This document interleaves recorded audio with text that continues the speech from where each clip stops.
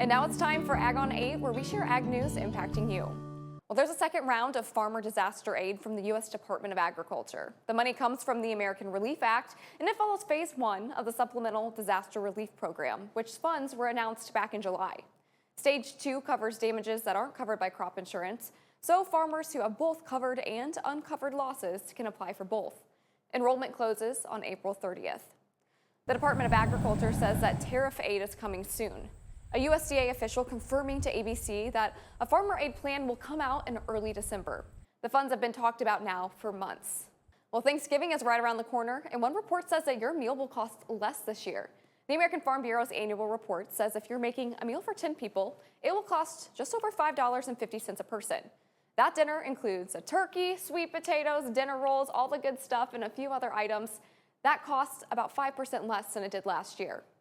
But speaking of turkeys, it wouldn't be Thanksgiving here at Ag on 8 without talking with a turkey farmer. And that's why I talked with Jason Yordy, a turkey producer in Morton, Illinois. Now he shares why his farm is busy all year long, not just during Thanksgiving, and he gives us his best cooking tips. Well, Jason, thanks for joining us this morning. You are a fifth-generation turkey farmer, raising about 24,000 turkeys every single year. But you're telling me you're not extra busy around Thanksgiving. Why is that? No, Haley, actually, there's two different markets in the industry. Heavy toms is what we produce, and there's also hens. That would be your Thanksgiving birds. So what we do is the heavy tom market. So that's basically your sliced deli meat. So it is year-round. There is constantly turkeys on our farm any given day of the year. So you're saying that those turkeys on your table are more likely hens. But where can people find your turkeys? Yeah, so our cousins actually raise hens just right up the road, about 2 miles. That's the Yorty Turkey Farm. So they have it's a farm to table type setup. So you can run out there in Morton, Illinois, and grab a smoked turkey or a regular turkey. They're unbelievably good. Well, I know that the turkey prices are a bit lower this year. The American Farm Bureau is reporting that they cost about 16% less. Do you know why this could be? Yeah, Haley, what we saw last year in 2025, high path avian influenza made a pretty big impact on the industry. This year, those numbers are down. So supply, I believe, is relatively better than what it was in 2024. So I think that's one of the things that's attributing to the lower pricing. And like we said earlier, you're a fifth-generation farmer. What's it like the day in the life of a turkey farmer? Oh man, it's going to sound cheesy, but I love it. Morning chores, evening chores, and the beauty of it, at least on our farm, is I get to do it next to my brother, my sister, and my father as well. Well, you mentioned avian influenza earlier. Are there impacts that people are seeing still in Illinois from this, or is bird health a lot better throughout the state? Yeah, isolated, meaning we don't have a lot of poultry production, so that's a massive blessing. Just from a standpoint, we don't have those disease pressures. The last report I saw, there's not much activity for high path in Illinois. Surrounding states, it typically amps up, usually that December, January timeframe. So right now, knock on wood, we're holding pretty good. Another thing I wanted to talk with you about is your company called Turkey Track. What is this system and how is it helpful for turkey farmers? Sure, absolutely. So we take a data approach to raising turkeys. I joke around and I call my father the turkey whisperer because he's been with turkeys his whole life. So really relying on the 5 senses is a critical aspect in any livestock production. But what Turkey Track does is add that 6th sense of data. So we know every hour of that bird's life, what they should be eating, drinking, the right temperature environment. So it's really just an extra step or an extra sense in our toolbox for managing great turkey flocks. And we can't leave today without some cooking tips. So obviously, you guys are experts in turkeys. What's some of your advice for the best ways to cook a turkey this Thanksgiving? That is a great question. My wife is usually the one to give those tips, but I will tell you this. Dry turkey is not good. So anything we can do to have not dry out the turkey. One of my favorite recipes is a turkey tenderloin in a crock pot with some vegetables, some celery, carrots, potatoes, and some chicken broth, pre-seasoned. Phenomenal. You're making me hungry talking about this turkey, but thank you so much for getting us all ready for Thanksgiving. We wish you the best of luck this year with all your turkeys. Thank you, Haley. Well, in about 2 weeks, Saturday, December 6th, will be the third annual Farmers of Color Conference in Ames, Iowa. The goal is to bring all farmers of all backgrounds together for networking and to connect to local resources. And it's why conference co-founder Todd Western joined Shelby on The Current, talking about the focus of this year's event. Todd, thank you so much for being here. Before we get to the conference, let's talk a little bit about your background. Tell me where your family farms and how long they've been there. Well, thanks for having me. I am a sixth-generation farmer. Our farm was established in Mahaska County in 1864, and we've been farming it ever since. We have a farm in Waterloo, and we have the Heritage Farm is in Mahaska County, and we grow corn and soybeans. I mean, this is deeply personal to you. How many farms in Iowa are owned by people of color? Well, the last census, there's 86,000 farmers in the state of Iowa, and there's only 59 black farmers. And so, is by all accounts, I'm the oldest black farmer in the state of Iowa. And that brings us to this conference. I mean, you founded this about 2 years ago, or 3, I should say. You've got 2 conferences now under your belt. What do you have planned for this year? Oh, we have great things planned. Each year we get better and better at it. This year, our focus is to focus on things like land access, hands-on workshops, and more importantly, just building that community so people can come together. All farmers of all races come together, and we build community, and then bridge that information gap between farmers of color and the state agencies, and then ultimately leads to revenue producing practices. And then the one cool thing this year is we have a workshop on how to start a farm using AI. How do you utilize AI with starting a farm as a beginning farmer? Wow. I mean, just a few years in, this conference has already caught the attention of some agriculture government people throughout Iowa. I mean, can you tell me what they've said to you? I believe it was Vilsack? Yeah, it was amazing. After our first one, it was so successful that former U.S. Secretary Vilsack heard about it. We met with Vilsack the first year. The second year, we met Senator DeGrasse. He did our opening speech last year, and then this year we have Minnesota Iowa Ag Secretary Mike Naig doing our opening this year. Wow. Well, Todd, someone might say, hey, I'm busy. Why would I go to a conference that's going to take place on a Saturday in December? Why is this so important to you, and what have you heard from people that have attended?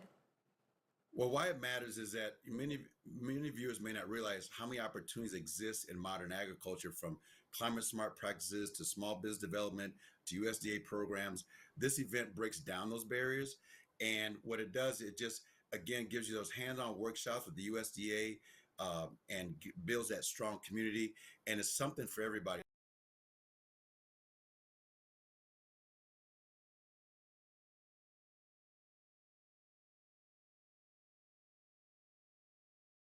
Didn't work, really goes a long way. Well, I remember last year you were telling me that one elderly attendee called this conference food for her soul. Is that a reaction you hear often? Yeah, no, because it was our first year, and I had no idea how it was going to go over. And when she came out and she said that, I was like, wow, so okay, we're on to something here. And so we just want to continue to improve upon that and bring food for everybody. Again, beginning farmers, experienced farmers, specialty crop. We have ranchers, we have meat producers, and so we have something for everyone. How many people are you expecting this year? First year we had about 76. Last year we had about 160. This year we want to cap it right around 200. And so that's going to be a nice, comfortable spot, because there's a lot of hands-on things that are done. And at the end of the conference, we kind of hold a town hall to talk about what didn't we talk about that you want to talk about. And did anything from last year's town hall make it into this year's conference? Yes, the AI thing. Somebody brought it up. It's like, hey, I was a new farmer, had no idea, and I use AI. And that's when the idea came to us. Said, well, if they ask that question, I'm sure somebody else has the same question. So let's bring that to everybody to say, if you're a new farmer or experienced, how do you utilize AI? And the other thing is how do you utilize social media to promote and grow revenue for your farm when it comes to specialty crops? Oh, certainly a big topic, and I'm sure a lot of people have questions on that. Todd, I know you got a lot of work going into this. Thank you so much for your time today. We hope for a great turnout. Well, now might be the time that you start thinking about getting your 2026 calendar. Well, for the past year, a group of local farmers have been working on a do-door calendar of sorts, and it's all about raising money for a great cause. Shelby Kluver catches up with the women behind the calendar to hear where this idea came from and where you can pick up your copy. We have Kayla Elliott and Emily Fryman. Thank you both so much for being here with us. Thanks for having us. Thank you. All right, let's tell people what kind of pictures are in this calendar. What kind of things did you take? Well, go ahead, Emily. Well, we took some lighthearted photos of farmers just showing off themselves, how hard it is being a farmer, actually. So we learned a lot. Actually, Kayla's fiance contacted me about it and was like, as a joke, and I was like, actually, this means a lot to me and about this topic, so me and Kayla made it happen. Absolutely, and it kind of resembles like one of those like fireman calendars you might get, or even like Yes. cheerleader. Yes. But it's raising money for a really great cause. What are you guys donating the proceeds towards? Yeah, we're going to be donating it to SIU's Family Farm Initiative, and through that they help Illinois farmers and farm families with mental health resources. So I believe they offer up to 6 counseling sessions, but then also an array of mental health resources are available there as well. Yeah, and correct me if I'm wrong, is that kind of how this all started? Is you guys were sitting around talking about really the mental struggles that come with farming? Well, it started actually with a friend of mine, Cassie Pulse, whose husband is January in the calendar. We were talking about our handsome fellas, and wouldn't it be fun if, and then, you know, not 24 hours later, she tagged me on a post of boudoir things on Facebook, and after that, you know, the rest was history. And then that's when John contacted Miss Emily here, so we were able to get the ball rolling. I might have, you know, we might have not persisted with it if it hadn't been for John's adamant insistence. And then, of course, Emily is very passionate about it, as am I. And the more we got to know the farmers, the more we learned about the real struggles that happen in farming, whether it's the you know, generational family farms or the first-time farmers as well. So. And something I actually learned that I didn't know before all of this, broken down by occupation, farmers, male farmers, are the second highest to commit suicide. And that's according to a CDC report put out in 2023, which is 3.5% greater than the general population. And that's significant. It is. It is, and that's why programs like this through SIU are so important, and it's why it's so wonderful to have people like you that put the time into this, because you spent months doing this. How did you find all these farmers that would agree to do this? Well, Kayla. that was, you know, it was mostly Mercer County. So I have been Mercer Co-News on Facebook for many years, and I know the area. I grew up in Mercer County, so it was mostly just word of mouth. And, oh, hey, did you call so-and-so? And did you check in with so-and-so? We had a lot of men that were put up for it, a lot of no thank yous. Right. And of course, we're really thankful for those who chose to go through with it, because it is an extremely vulnerable position to be in. Absolutely. Did you have people that had like demands of, okay, I'll do it, but I want to be March or I want to be November? Oh my goodness. Well, I'm not sure. I can't remember right off the top of my head. I think we did.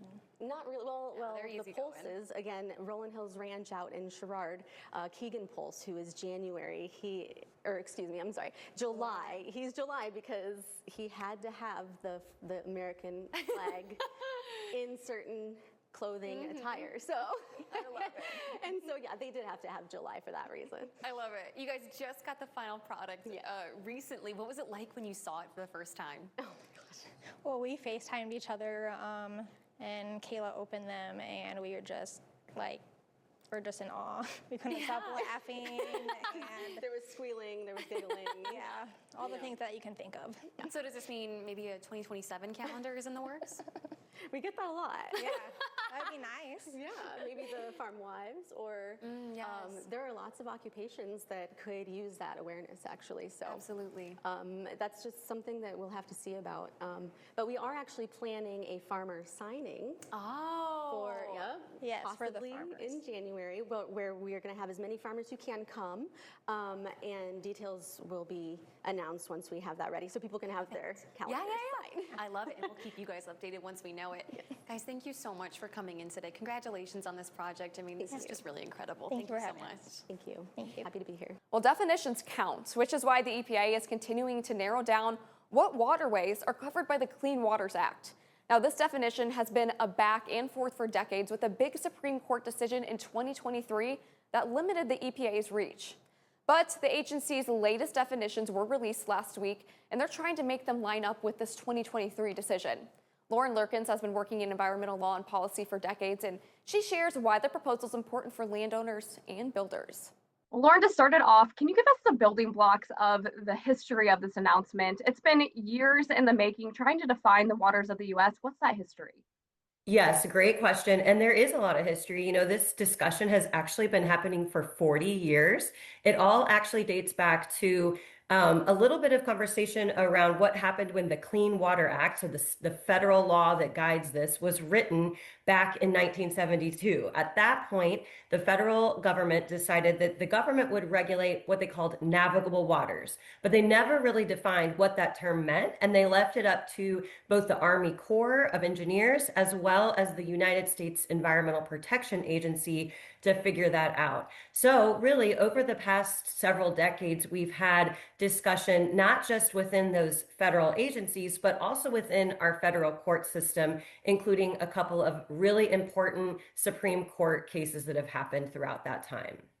And there's one that's pretty substantial, right? Is it Sackett? What is it again? Yeah, that's awesome. So actually back a couple years ago in 2023, there was a very important and really the most recent case on this out of the Supreme Court, Sackett versus EPA.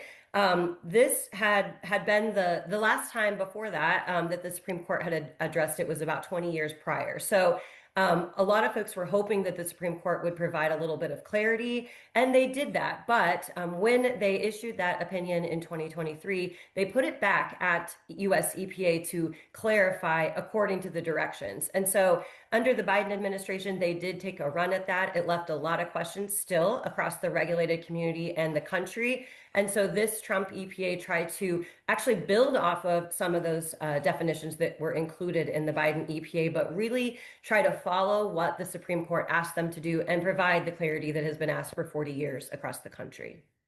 So this announcement in the last week, what's the main things, the main takeaways from it? Yeah, so there's quite a few, but I think the most important thing to do to know, and this is not really clear in a lot of the things that you may read as a general public, but it's not a final rule. This just kicks off a proposal of what these federal agencies have proposed to do, given everything they've read, everything they've studied. Hey, what about this idea? It's out for public comment, and everyone will have 45 days to comment on that. And then after that point, the federal agencies will then finalize something. So even what we're talking about here today is not the final rule. And I think that's important. It's a huge process, one that is supposed to include public notice and comment, and they're following that. Substantively, I think the biggest things are really tightening and adding some definitions. So not very exciting stuff when we're just talking about definitions, but we're talking about, what is really meant by the term relatively permanent. And then there's additional conversation around wetlands. And so the big conversation is what features on the ground, what rivers, what streams, what lakes, what falls under federal jurisdiction versus state or local jurisdiction. So if you're a WOTUS, you would go to the federal court system. If you're not, it doesn't mean that you're not protected by regulation at any other level of government. We would just know that you wouldn't have to go to those particular two federal agencies. And then I know you've advocated for farmer groups lots in the past, and I know a lot of farmer groups have been really in tune over the years to these definitions. Yes. What are the current impacts on farmers? What should they be aware of? Yeah, I think I've been at this job in environmental law and policy for about 2 decades, and this issue has actually been the common thread throughout either law firm work or, farm trade association work. And I think, where it ends up kind of being most important for farmers is really those isolated wetlands, the features on the ground that sometimes hold water, but not always, and they may not be connected to anything else. The other thing is what a farmer would see as an erosion feature. So, sort of like cutting through the field. Some regulators in the past have felt like that was a stream, and what they would call is an ephemeral stream. And so, I think, in my view, this proposal is not perfect, but it gets us farther to something that is practical and would actually lighten that administrative load at the farm gate. And, we've said there's been changes over the years. Is there ever going to be a final definition, or is this ever changing? Well, I think that's actually, it's fatigue, right? A lot of people just want that clarity. They want to stop fighting about this. And I had this question yesterday in another interview, and there are groups that are heavy advocates and heavy litigators on this issue and have been for a number of decades. I think that will continue. So, unfortunately, the news is that I believe that when the federal agencies move forward and finalize this rule, they're going to see litigation. I don't know what the problem will be as we sit here today, but I think there will be groups in this country that feel like it either went too far or didn't go far enough. And so we're probably still going to see that litigation. I think the thing that is different this time around is that you do have this Supreme Court case that gave this clarity a couple of years ago. And so whatever the agency decides, US EPA in particular decides to do at this point, it would be tied to something that is legally defensible. So hopefully if we don't get all the way there with the final, finish line, we get as close as we possibly can with our toe up against that finish line. And you mentioned the comment period. What comes exactly after that comment period then? Right. So that kicked off actually earlier this week with the publication in a Federal Register. Anyone can go onto US EPA's website and access that. That deadline will actually, as we sit here today, be January 5th. At that point, the EPA and the Corps will then kind of look through all of the comments, and you can bet there will be a significant amount. And then they will take their time and they will issue a final rule. And when that final rule comes out, that could be a month, 6 months later. I don't, depends on how long they need. That is when it's finalized and it will become effective law. You will also at that time, months or 6 months later, see folks race to the courthouse at that time. So I think we'll be seeing action on a final rule probably mid-year 2026. And this is obviously really complicated. So what else have I missed that is important to this conversation? It is complex, and you could spend hours and hours and I have, unfortunately, this week to kind of debating what the difference is. I think the biggest thing for me when I look at what's here, knowing what I've known in the past, is with this proposed rule, the most important thing is the way that I read it now, and the way that several people read it now, is that the burden would actually be on the government to figure out what it looks like, where this feature fits in the whole regulatory world. It would not be a burden that's on individuals and landowners and farmers and realtors and other business owners. And I think that is huge. It is going to be fairly complex, but hopefully that flip of a burden can help people move on and get that clarity and move on with the projects that they need, actually, in some cases, to improve the environment as well. Well, thanks for clearing up a lot of questions on a complicated topic, Lauren. We appreciate your insight. You're very welcome. It was lovely to see you. Well, our last story today is agriculturally adjacent. If you renovate it, they'll return. That's after an $80 million upgrade to the Field of Dreams. Baseball is back. Major League Baseball Commissioner Rob Manfred announcing that the game at the movie site will be played between the Minnesota Twins and the Philadelphia Phillies on August 13th of 2026. That's 2 days before the big leaguers play. A minor league game will be played between AAA Iowa and St. Paul. The game will be broadcast on Netflix. Well, thanks so much for joining me on Ag on 8. We'll see you back here next week.